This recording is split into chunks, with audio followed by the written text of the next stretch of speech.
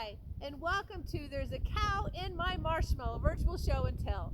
My name is Laura Askell. I'm the Ag Ed Farm Manager with Metro Parks of Butler County. And today's topic is going to be a little bit more than just marshmallows. How do you get a cow inside a marshmallow in the first place? It would have to be a really big marshmallow. We're going to learn about all the products and byproducts that farmers get when they raise cattle. I bet you have several items from cows where you live right now, whether you know it or not. We're gonna explore these options with some activities, and there are gonna be some fun things for you to print off and do on your own.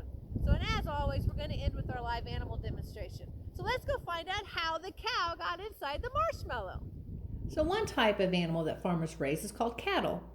A cow is a female that has had a calf. A heifer is a female that hasn't had a calf. And of course, a calf is a baby. A bull is a male that can still breed, and a steer is a male that can't breed. There are over 1,000 breeds of cattle recognized throughout the world, and besides being great pets, we get a lot of products and byproducts from our cattle. So let's split these cows up into two groups, dairy versus beef. Dairy cattle are those that are bred to produce larger volumes of milk for a longer period of time than other cows. And of course, the beef cows are raised to produce meat. Both of our cows are raised for byproducts. Hello everyone, my name is Alita Askill, and today I will be teaching you about cattle products. These are just a few of the items that we get from cattle. To start off, let's look at their bones.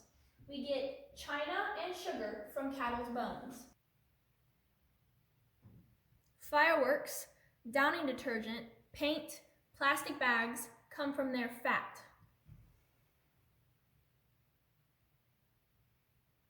Violin strings and tennis racket strings come from their internal organs. Medicine comes from cattle's blood, skin, fat, organs, brain, and milk.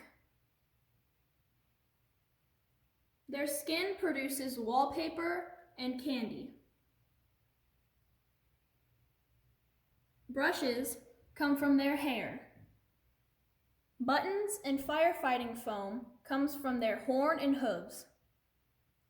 There are many other byproducts and products that come from cattle. Why don't you help me figure out what the next two are?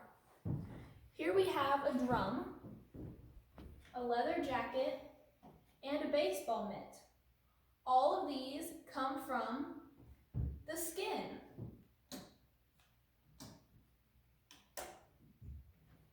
This is makeup. Where do you think makeup comes from?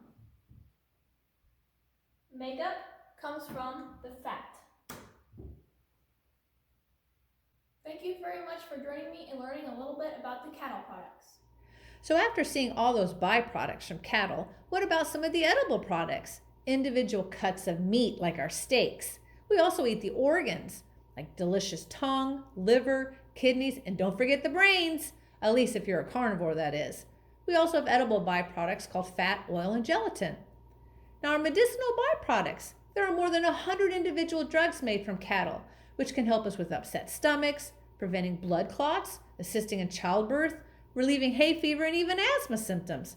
One of our best known pharmaceutical is the insulin. But many of these drugs are produced from cattle are now chemically produced in a laboratory in the US.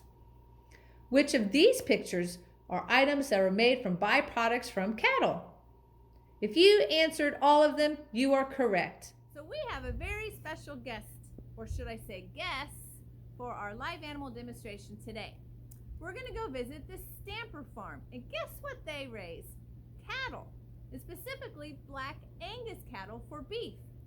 And the Stampers have a lot of mama cows which are getting ready to give birth in the next month or so.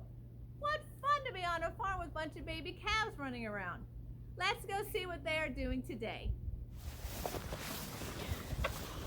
Welcome to our farm. We raise cattle, Black Angus mostly, and we raise them from birth through feeding them out to head to market. So we raise beef cattle,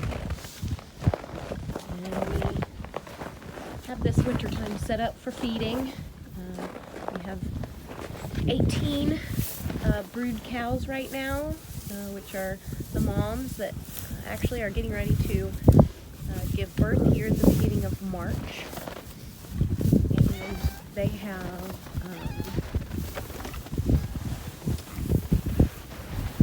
hay that they eat during the winter.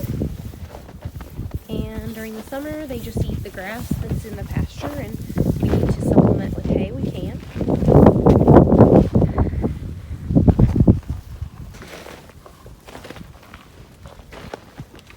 Our cows are anywhere from 3 years old through about 8 or 10 years old.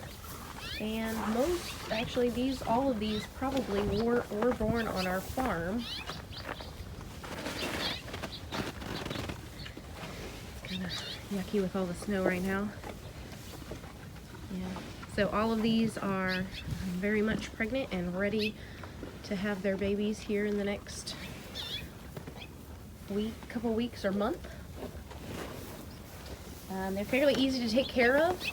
They pretty much take care of themselves. We just, of course, feed them hay during the winter. We feed them each day, and in the summertime, we just check and make sure that there's enough water and grass in the pasture for them. But they pretty much take care of themselves. Here we have two babies from a late birth. These guys were born in early August, I guess. So we've got three babies that are still hanging out with their moms. So takes a lot of work, but we do enjoy having them. And they like the cat. Hi.